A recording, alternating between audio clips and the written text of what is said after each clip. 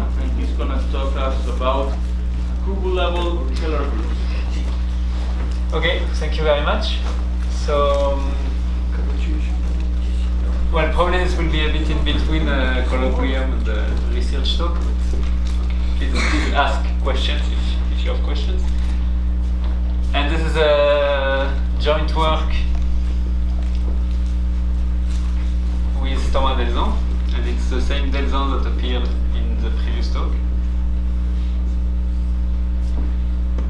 And actually the work appeared today on Archive, if you're curious. And the title of the paper is this.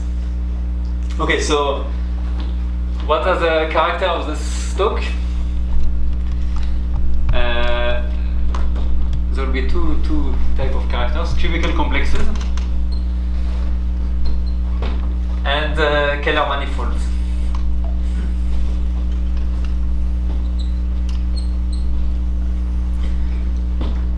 So the first thing I want to do is to spend some time explaining what is this.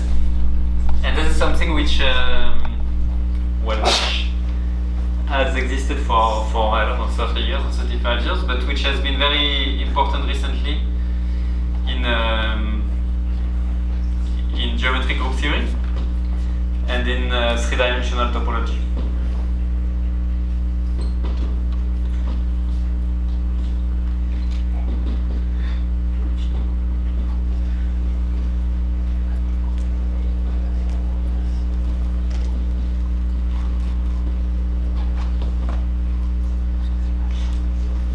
So what is it?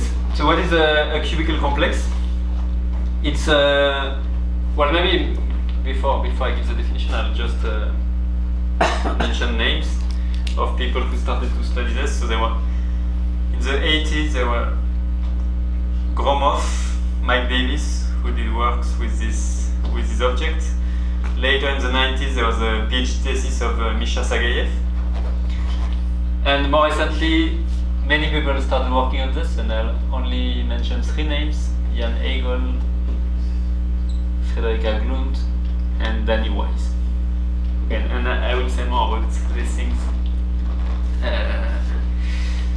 a bit later in the talk. So what is a cubical complex? It's a polyhedral complex, a special type of polyhedral complex. It's a space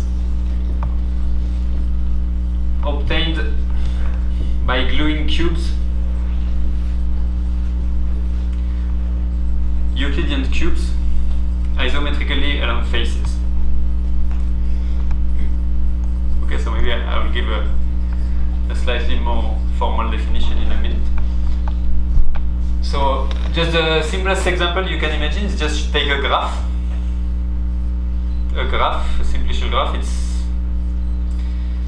It's a cubical complex where all cubes are one-dimensional. Okay, this is, you just declare that all these edges have length 1, so you can identify this with the interval 0, 1 in R.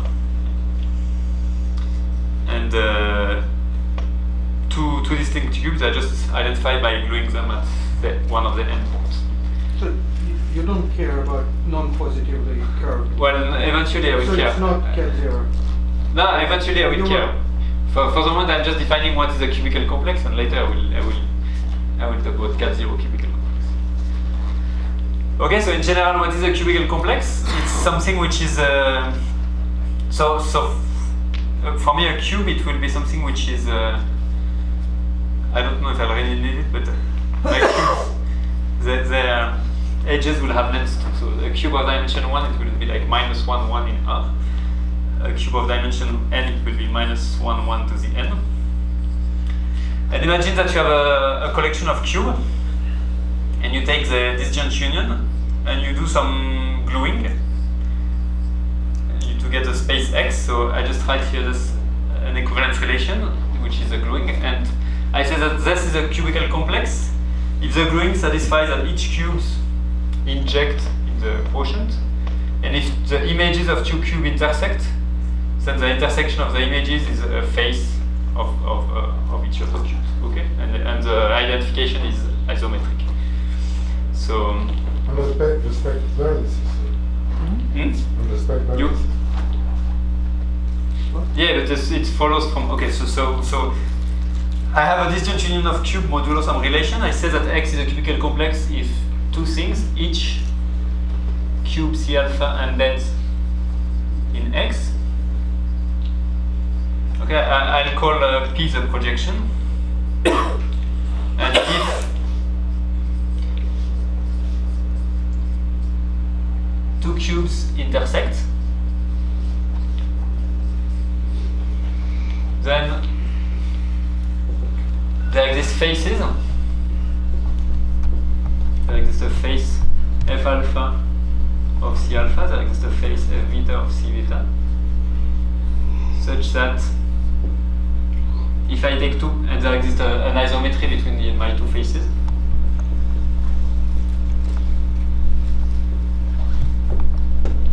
such that if I take a point X in C alpha and the point X prime in C beta, then this happens only if X is in C alpha.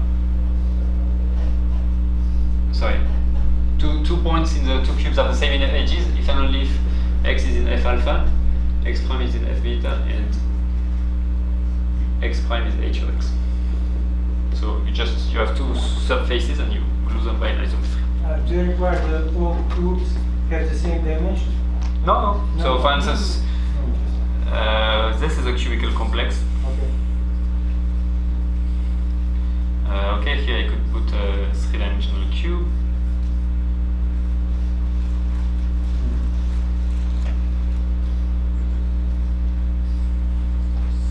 Etc. Okay. So for instance, any graph is a cubical complex. Another example of a cubical complex, you take a torus. This is a cubical complex, so maybe in general, what is a torus? It's just 0, 1 to the n with an identification on the edges. So this does not satisfy this, but you can just subdivide your cube. Okay, so maybe the cubical structure is not the one you think at the beginning, but you can subdivide. Okay, and maybe just to simplify it, I will always assume that these spaces, they are finite dimensional, meaning that there is an n such that all the cubes that appear here are of dimension at most. And now if you have something like this, you can, let's assume it's connected, you can build a distance on it. Okay, I'll just draw a picture. You take two points in your space, and you consider a chain. Okay, let's say this is x0, x1, x2, and x3.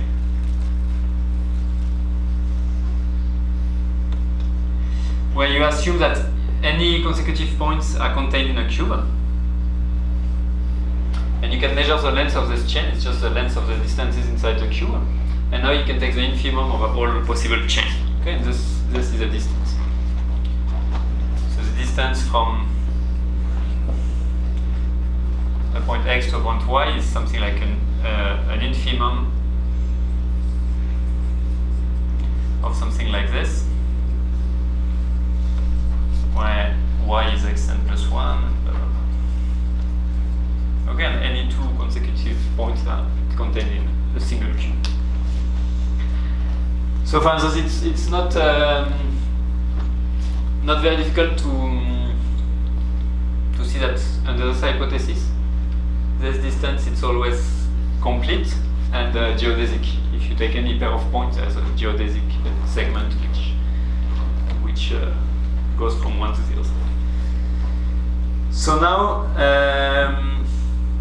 okay, so now I will talk about curvature. So if I'm just talking about one-dimensional cubical complexes, these are just graphs, and there's a particular type of graph that we like very much. Okay, inside all graphs you have trees. Okay, so these are just graphs which are simply connected, where there is no loop. And so now you want to ask what is, if I look at all cubical complexes,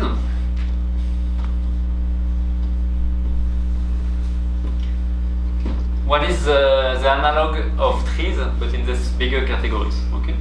And it's something that that is called a cat-zero cubical complex.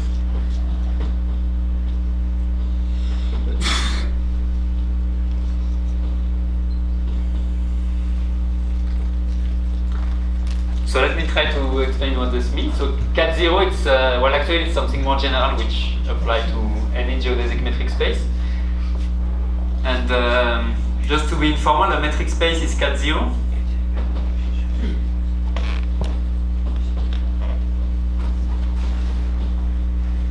Saying that a metric space is cat-zero, it's you should think of it as a notion of curvature, but for metric spaces. Okay, it's saying that the space has non-positive curvature.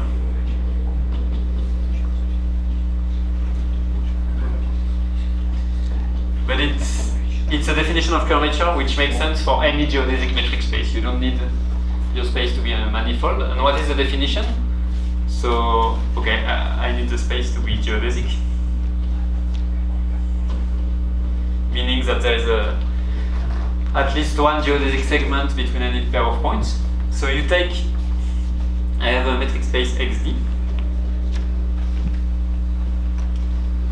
And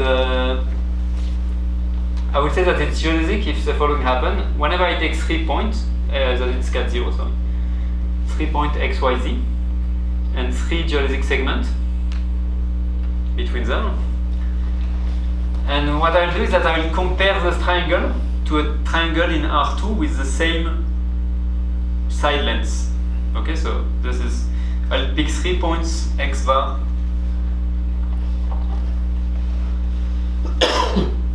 Y bar, Z bar, such that this has the same length as this has the same length, and this has the same length. Okay, so this picture lives in X, and this lives in R2.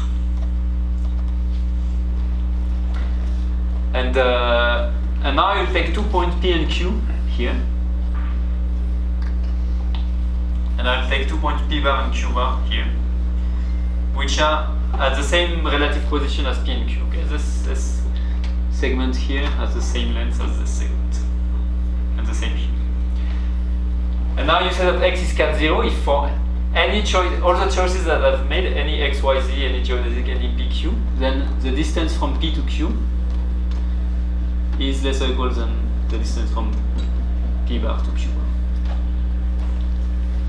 So it says that in some sense the distance in X is more convex than in R2. Or if you wish that triangles are thinner than, they are more like this. I mean, triangles look like this. They are thinner than in R2. They're not something like this, like this.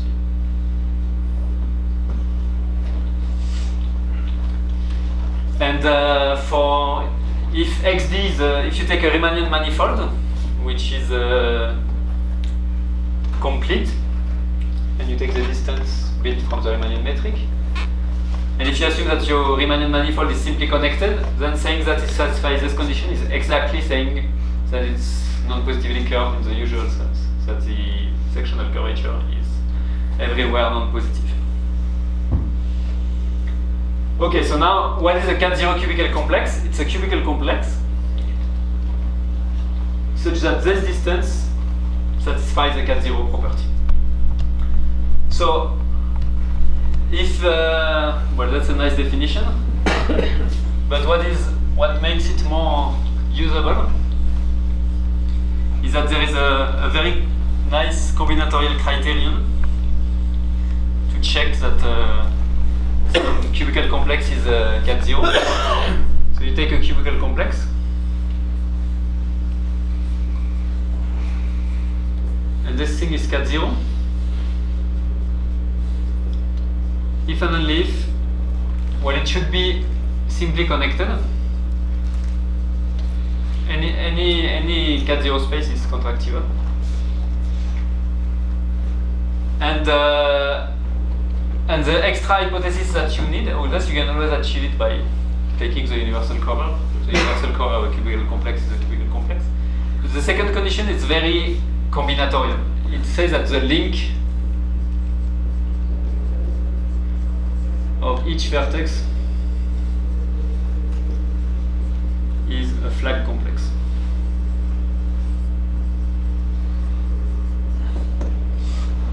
So what does this mean? And this is a theorem due to Gromov. I will not put a date because I don't really know. It's maybe 30 years old. So what is the link of a vertex? I have a vertex of my complex, and each time I have an edge going out of the vertex, I'll put each edge will give me a vertex. Okay, and if I have two edges which are part of a square, I'll put an edge. Okay, and if I have if here I have a three-dimensional cube,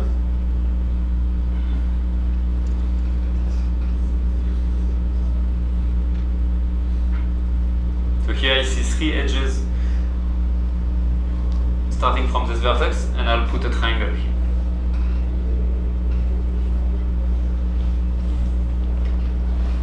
So the link of a vertex, it's a simplicial complex, an abstract simplicial complex. Okay, and what does it mean that a simplicial complex is a flat complex? It means, for instance, that whenever you have three vertices which are pairwise adjacent, there's a triangle with these three vertices in them. Okay, meaning if saying that a simplicial complex is a flat complex, it means that if you see, for instance, three vertices and you see this edge, this edge, this edge, then there is a triangle.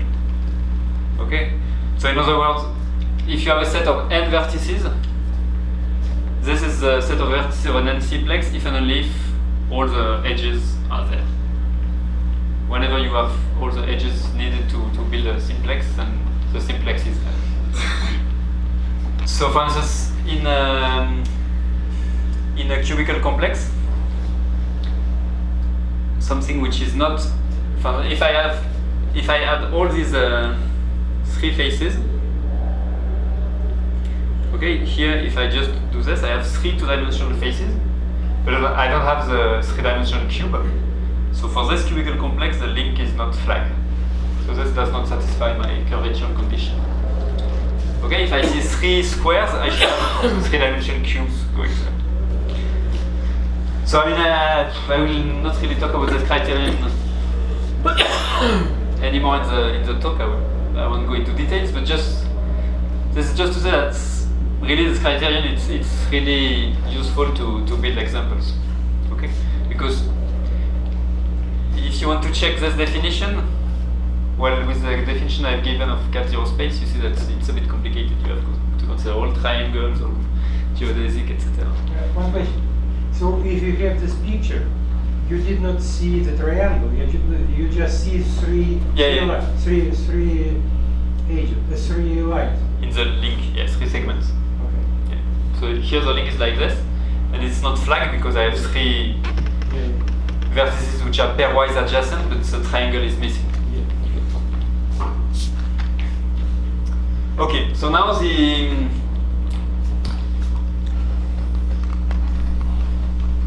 slogan in geometric group theory, which has become very important in the recent years, is that there are many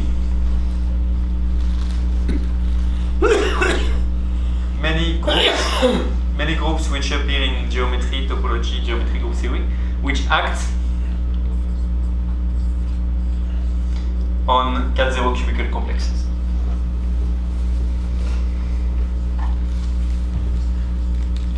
So what does it mean, act? It means act by isometries, but I mean cellular isometry. Okay, you have a cubical complex and you group take a cube to a cube by an isometry. So there was a really important paper by, I don't know, the names are not there anymore, by Sagayev in the 90s, it was his thesis, and since then the theory developed, and in the last 5 years there's been a lot more work on this. So for instance, here is a theorem.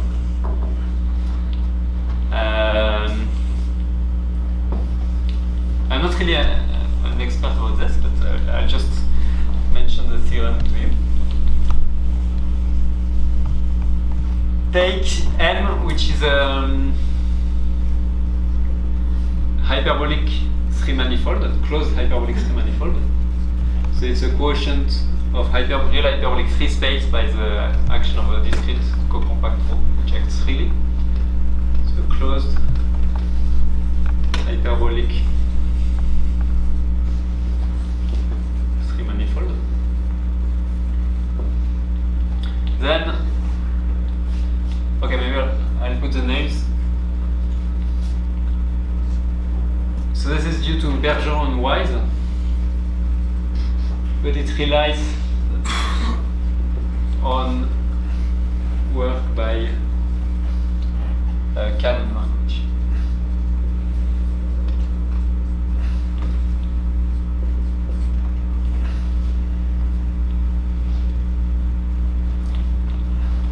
So what does the theorem say? It says that the pi1 of this manifold, this group gamma that we like, acts nicely on a cat-0 cubical complex. And what does nicely means? It means properly discontinuously and cocompact. And freely? Yeah, because it's torsion free, so if okay.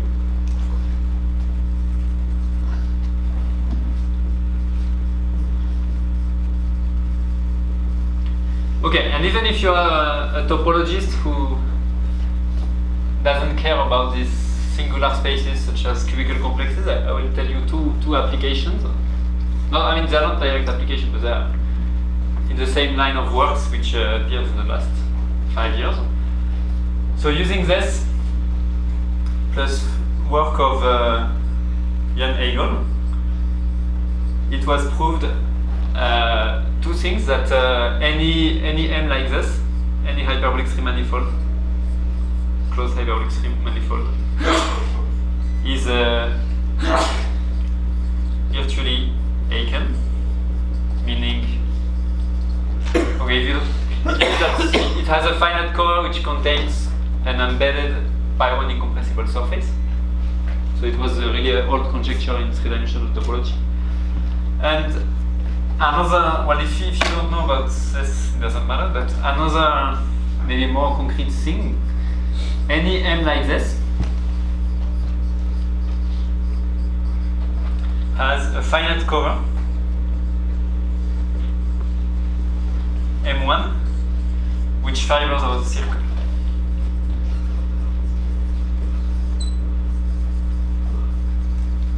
Okay, so meaning that there's a map from M1 to the circle, which is a smooth fibration,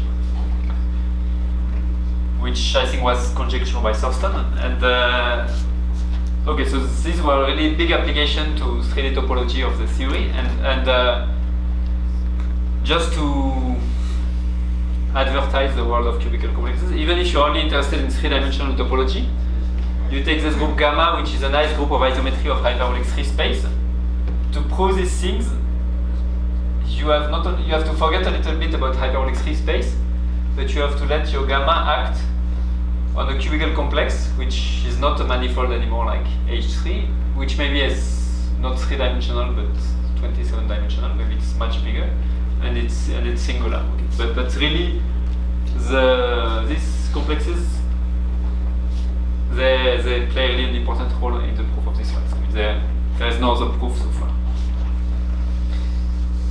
Okay, so what I want to talk about now is a completely different world, a different class of groups, and I want to ask whether they can act on a cat-0 cubical complex.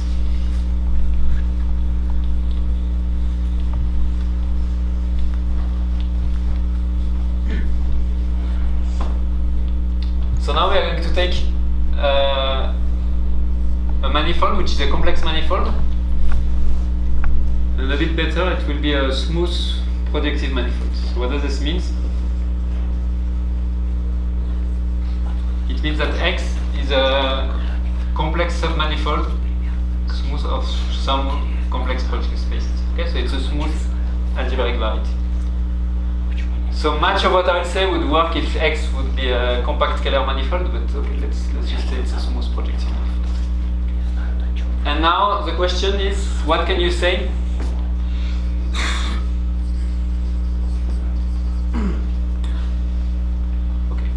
what can you say about pi1 of x?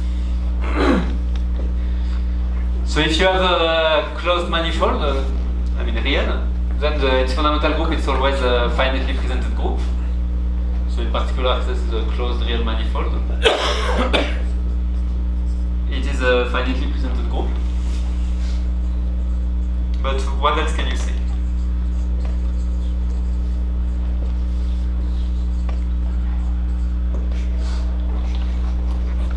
So this question, it's the theme of a line of research which is,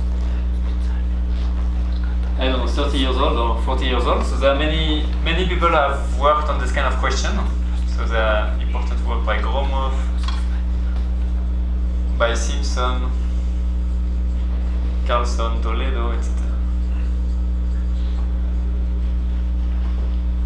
So the question is, you take an algebraic variety, smooth, and what can you say about its pi1? So for instance, I will just give you, I'll write here, examples of results which are known, which give restrictions on which kind of groups can appear.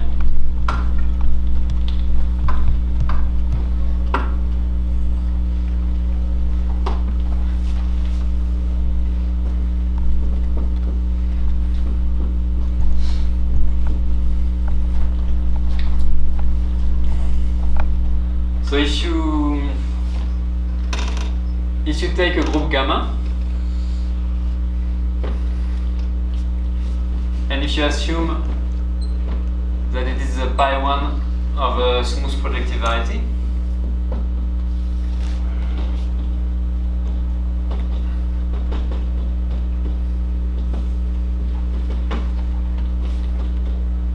then first its first Betti number should be even. Okay, what is its first Betti number? It's just you look at the abelianization of gamma modulo its derived subgroup. This is a finitely generated abelian group. So there is a torsion part and there is a part which is isomorphic to the n, and this is the n. Okay, so this is the rank of gamma modulo its derived subgroup. Okay, this is like the n plus some torsion, and this is the n. And why this is true? This is a quite easy consequence of Hodge theory, because this B1 of gamma, if gamma is the pi1 of x, it's also the B1 of x, and this is even by classical Hodge theory. And just to mention another result, for instance, is that gamma cannot be 3. It cannot be a free group. So, and this is an easy exercise for you. So if the free group has odd rank, it follows from this. And if the free group has even rank, it's an exercise in covering space theory, because if you take the pi1 of a projective manifold, any finite index subgroup is also the pi1 of a projective manifold. You can take a finite cover. And if you have a free group of even rank, for instance, here at F2, you can always find something of finite index, some subgroup of finite index, which is free of odd rank. So essentially playing with this, you get the second restriction for free. And maybe a third restriction, I mean there are many other things, but for instance, SL and Z cannot appear, okay? The group gamma cannot be isomorphic to SL and Z. And I guess this is due to Simpson for n at least 3. Okay, so these things are not so recent, but now there have been there have been several works recently about this kind of question, but which were influenced by ideas of geometric group theory. So mainly it was under the influence of Gromov and also Delzant. So now you can take a group which is pi1 of a projective manifold, and you can say, okay, can it ask on one of my favorite space which appear in geometric group theory? So for instance, what can you say about you have a group like this, and you can ask what can you say, or can pi1 of x act on a cat0 cubical complex.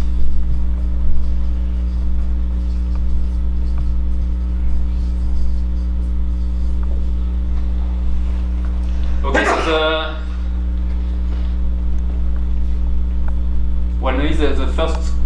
simplest case of a cat0 cubical complex is a case of trees. So the thing I should say is what happens if pi1 of x acts on a tree. And this is a really old theorem of Groth and Shane, which says that if pi1 of x acts on a tree, then x fibers of a Riemann surface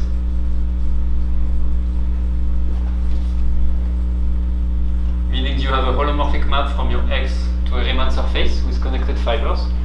I say fiber, it's not a locally trivial fibration, you could have singular fibers, but it's a holomorphic map with connected fibers. So there's a map to a Riemann surface, so there is a map from pi1 of x to the fundamental group of the Riemann surface, and essentially, I will not write the statement, but essentially the action comes from the pi1 of the Riemann surface. So you kind of understand this thing. And what we proved with Thomas Delzant, I will not give a complete answer to this, but at least what can you say if pi1 of x acts geometrically on a cat0 cubical complex, meaning properly discontinuously and cocompactly. So here is the theorem.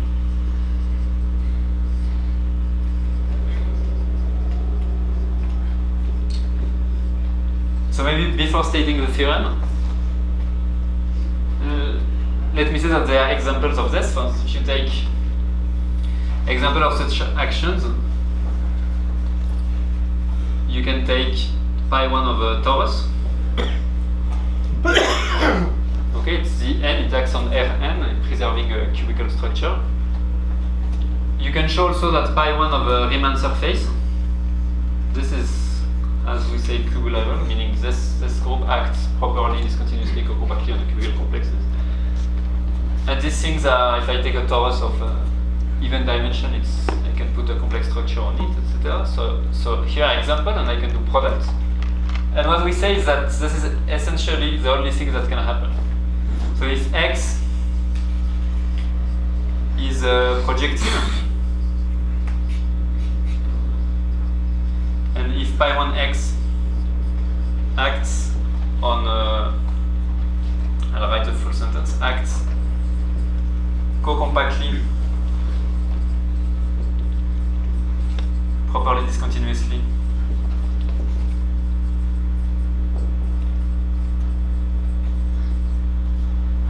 on a cat0 cubical complex,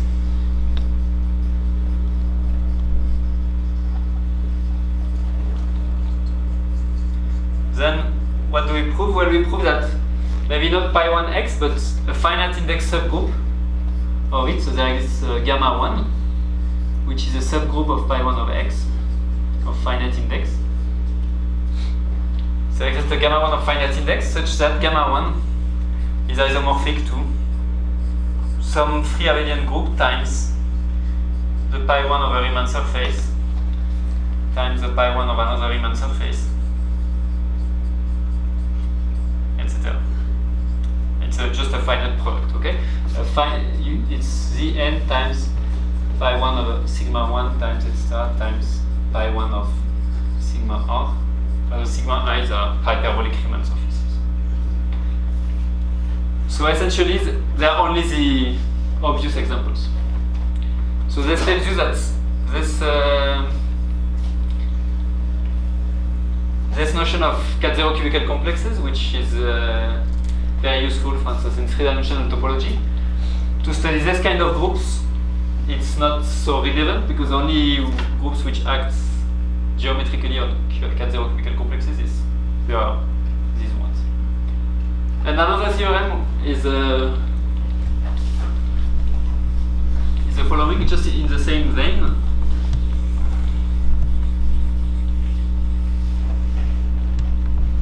Suppose that you have a projective manifold and you still make the same assumption. So here I've said, okay, so the group is made like this, up to finite index. it's a product of surface groups and abelian groups. But now what about X, the manifold? What can I say about it? So we can also say something about this, and this is maybe even nicer. So let's call this theorem B, or 2. And to pass from theorem 1 to theorem 2, we use an argument of Su, an old argument of Su to pass from 1 to 2. So take X projective.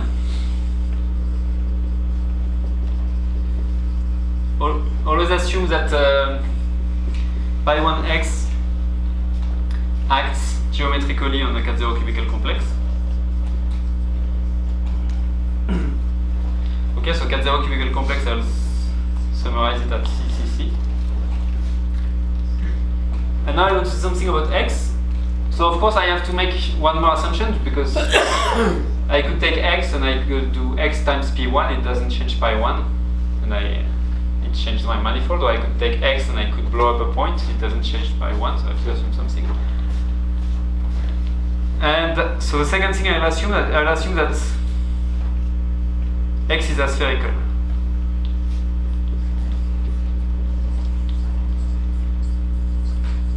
Meaning that the universal cover of X is contractible. It's a k pi 1. Exactly. And then there's a very nice theorem, is that we have something like this, but not at the level of groups, but at the level of the manifold. There exists X1 finite cover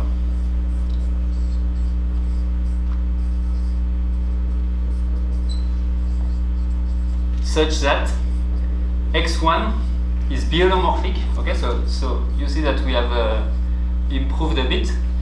Before we had just an isomorphism at the level of pi 1, and now I say that X1 is biholomorphic to a complex torus times a product of Riemann surfaces.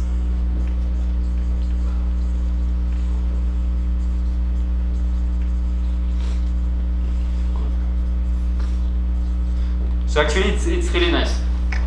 Okay, so you just add the hypothesis that your X is aspherical, and this isomorphism of pi 1, it becomes something holomorphic, super nice.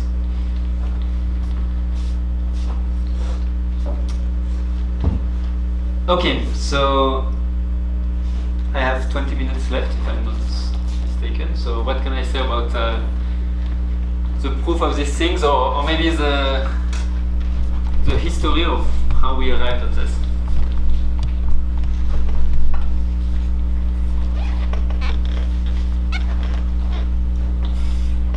I will just make a little comment for those who know. So there are many theorems about fundamental groups of algebraic varieties, which say, okay, if you have if the pi 1 of an algebraic varieties acts on a tree or on a symmetric space on a building, then it will satisfy this and this and this, which use the notion of harmonic map. You use a harmonic map from the universal cover of the manifold to the space.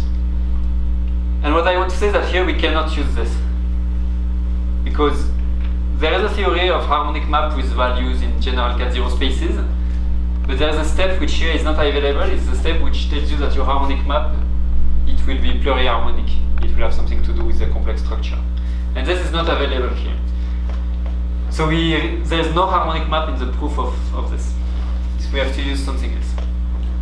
How do you use, in the first theorem, how do you use projectivity? What's the crucial place? You don't need Kähler. Kähler is enough. Kähler. Yeah. I just wanted to say here. So here Kähler is enough. Here, if you put Kähler, you will have the same thing, except that this product, you will have, if you put Kähler, there is a small modification. This will be it will be biholomorphic to. Okay, if you put Kähler here, you have to change a little bit. Here you have a bundle of a product of Riemann surfaces, holomorphic principal bundle, whose fiber is a torus. So this is a holomorphic principal bundle, which is say infinity trivial. It's trivial in the differentiable category. And if everything is algebraic, it's easy to see that it's Poincaré's reducibility theorem. You can prove that this this bundle which is infinitely trivial, it's actually holomorphically trivial. But okay, I just wanted to say projective to simplify. But in the Kähler case here, you have a holomorphic principal bundle like this, which is infinitely trivial.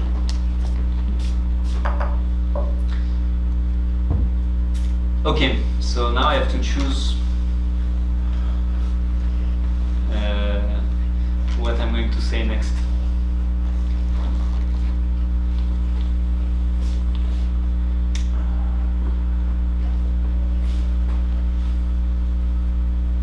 Okay, so maybe just to explain some of the ideas, it will not be a proof at all.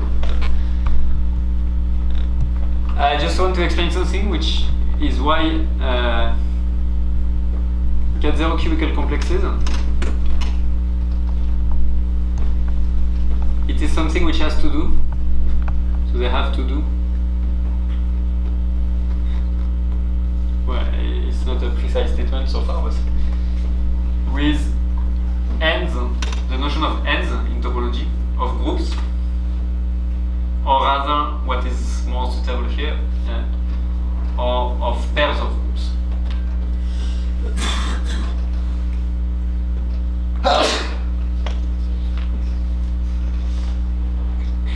So, okay, what do I want to say?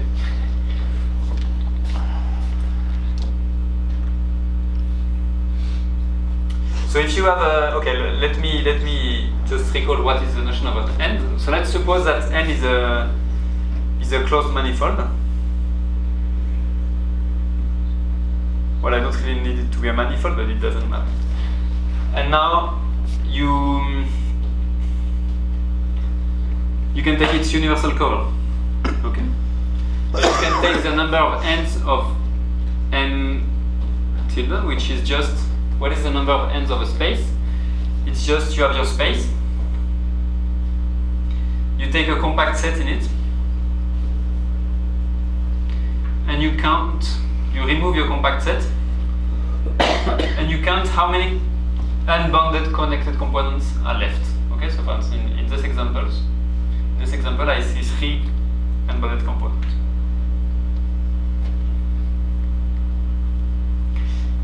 And maybe here I see 3, but it could be that this number increase if I change my compact set. Okay, if my space is like this, for instance, here I have another branching like this. If I take a bigger compact set, okay, so I change this compact set by this one. Well, this one.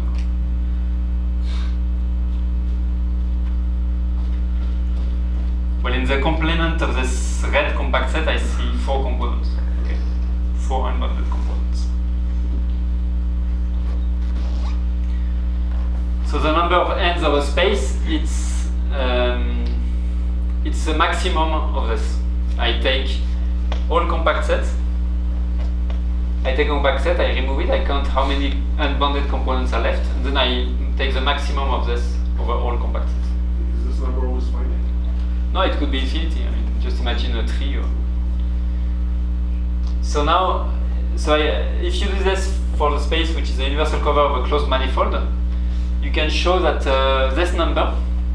Okay, I have not written the definition, but I've said it. It actually only depends on pi1 of m. Okay, you take the fundamental group of m. You could take a Kähler graph of this group, and you could define the number of ends of the Kähler graph, and it will be the same number as this. And there is a theorem by Hope, if I'm not mistaken, which is that this number, the number of ends of a finitely presented or finitely generated group, the number of ends of gamma. This is a finitely generated group. Okay, it's just the number of ends of the Kähler graph. It's just 0, 1, 2, or infinity. It cannot be anything else. So 0, it's if and only if it's finite. 1 is if and only, 2 it's if and only if gamma has a finite index subgroup isomorphic to Z. Infinity, well, there is a theorem of Starling's which tells you that what happens, it gives you a bit of structure if gamma has infinitely many ends, and 1 is kind of the generic case. And now there is something else you can define. Let's say that you have a closed manifold, and now you take an intermediate cover, not a universal cover, but which is infinitely sheeted. Okay, M1 is open. Okay, so a cover, it corresponds here to the pi1 of M. A cover of M, it's the same thing as a subgroup of gamma. It is determined by the subgroup. So you can also define the number of, well, you can look at the number of ends of M1, and you can show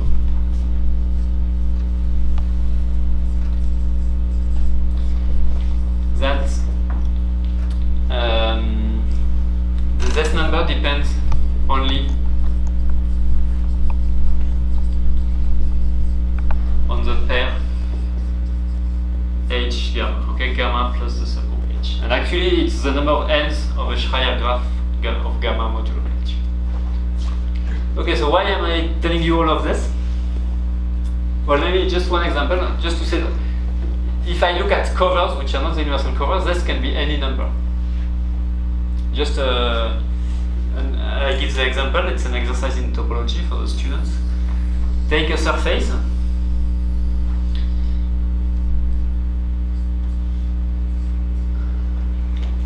And now take a subsurface whose boundary is incompressible, okay, with n boundary components. For instance, this subsurface. Okay, so I have the subsurface sigma 1 inside sigma. So the pi1 of sigma 1 will embed into the pi1 of sigma. And so this subgroup determines the cover. And what does this, just the theory of, so there is a cover which corresponds to the subgroup of this the fundamental group of the subsurface, so it's a certain cover. And what does it look like? Well, just the theory of covariance spaces tells you that this subsurface, it will lift to M1. Okay, so you will see this in your cover. A part of your cover will be like this.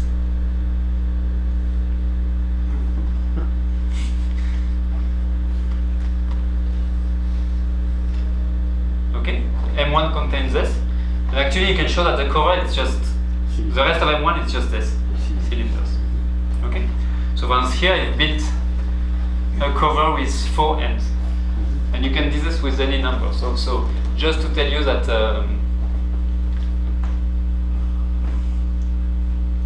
okay, so this number here, there is no such thing as Hopf theorem. You can get any number. I have a question. When you say that it only depends on the pair,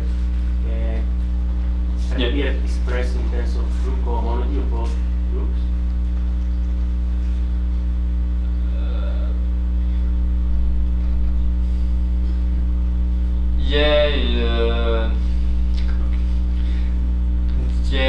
Something with value in Z mod 2Z you can express. For instance, for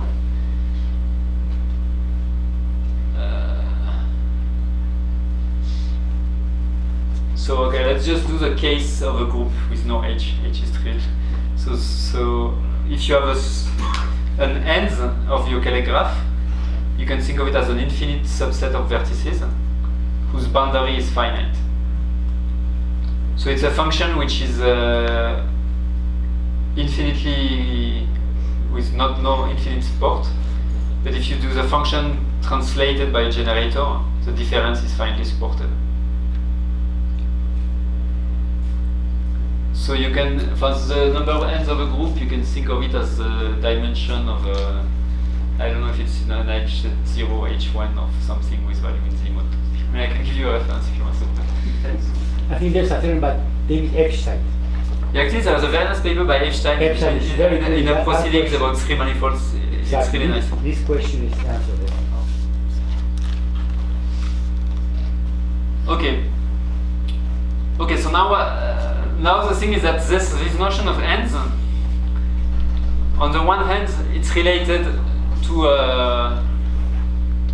cat-zero cubical complexes, and on the other hand, there are many theorems about Kähler or algebraic manifolds which admits covers with many ends.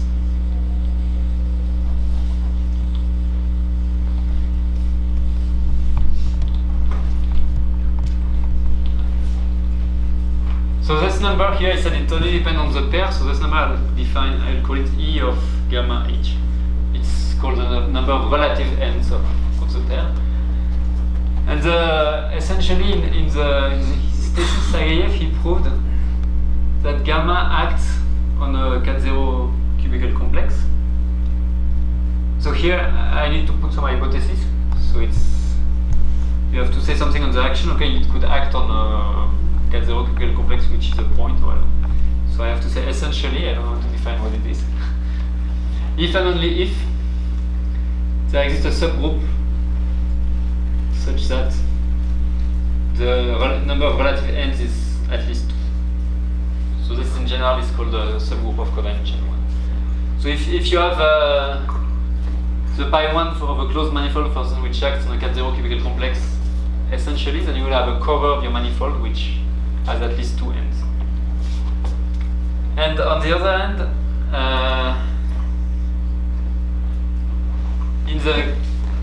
so this will really not be a proof, but just to give you ideas. What do we know about ends?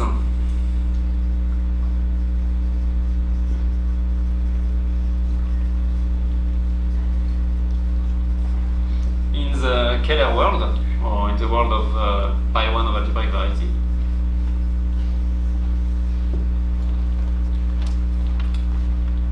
So the first thing is a theorem by Gromov.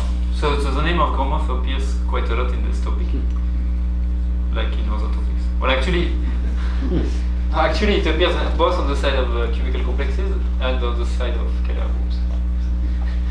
So if you have a closed Kähler manifold, so this is from the 80s. If M is closed Kähler,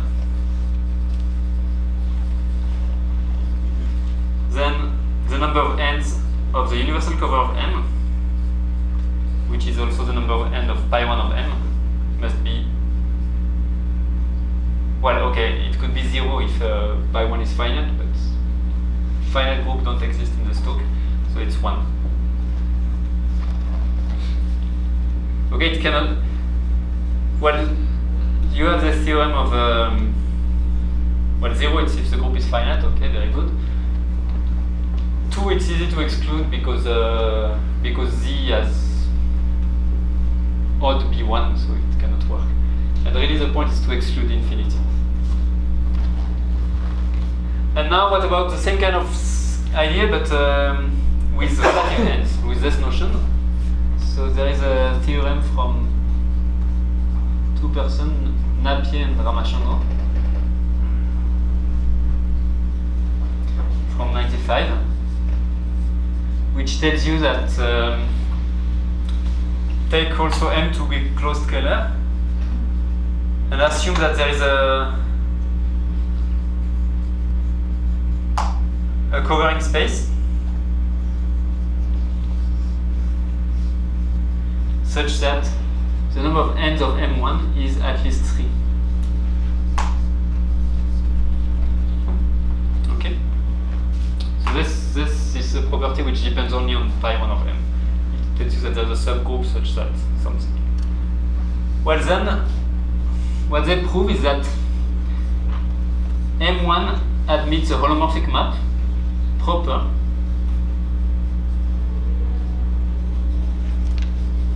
to a Riemann surface.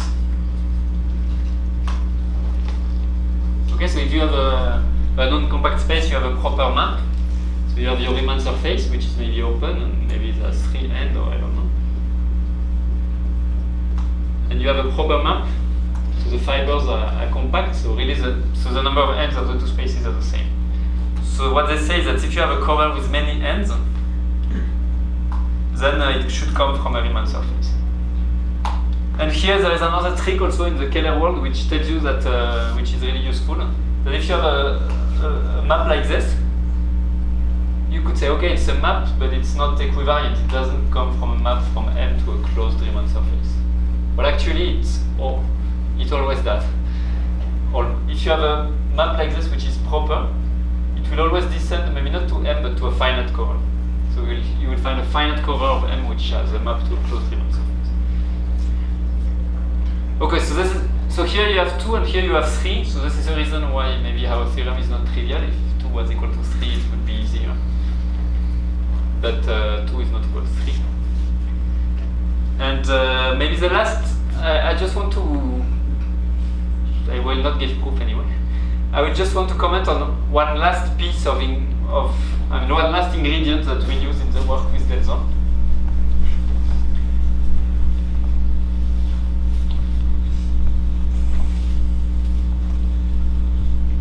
So to prove theorem 1, we have a group which is pi1 of some algebraic variety x, and we are looking for a finite index subgroup gamma 1,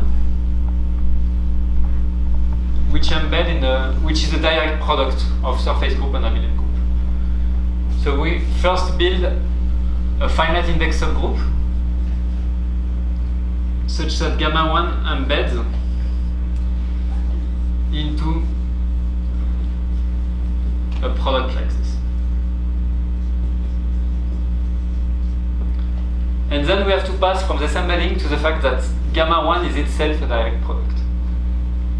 And here there is a really marvelous theorem of purely group theory of Brightson, Owe, Miller, and Short. So maybe there are people here who know this guy. It's a guy who often comes to Mexico. Maybe Short. It says that well, this Z to the N, I could think of it as a product of Z. And Z is a free group, so I will state something a bit more general. Imagine that you have a group G, which is a subgroup of a direct product of free groups. Let's say I have free groups of rank K1, K2, etc. And I also have factors which are surface groups.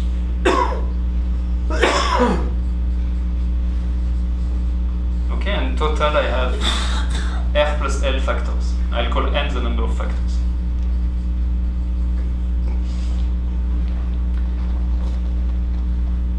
And what these guys proved, okay, so here I could apply this with a free group which has Z. They prove that if G is nice, and G nice means if the homology of G is finitely generated in degree up to the number of factors, then G itself is isomorphic to a direct product of at most n factors, which are all free groups or surface groups. Then G is isomorphic to a direct product of free and surface groups.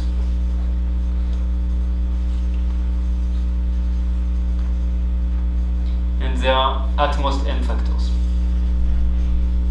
Okay, and I'm not saying that G is embedded really as in the trivial way, because doing graph over homomorphism, you can do counterexample to this. But G is abstractly isomorphic to a direct product. So what is the baby case of this that you can do at home as an exercise? And I think the baby case is a theorem by Baumschlag and maybe Rosenblit, I forgot. Take F2 times F2. Well, if you take just one free group, we know what happens. Subgroups of free groups are free. Take F2 times F2 and take a subgroup which is finitely presented. Okay, take H inside F2 times F2, which is finitely presented. So this implies H1, H2 are finitely generated.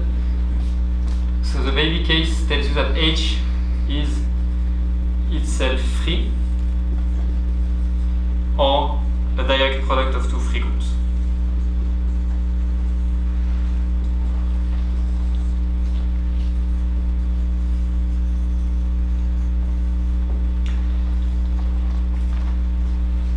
Okay, so just this is the last piece of ingredients that we use. Just one comment. So to prove the theorem, we embed a finite index subgroup into a product like this.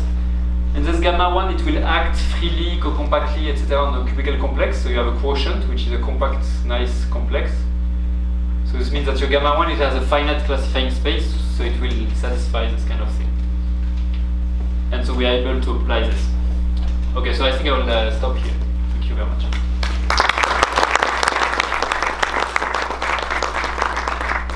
Questions?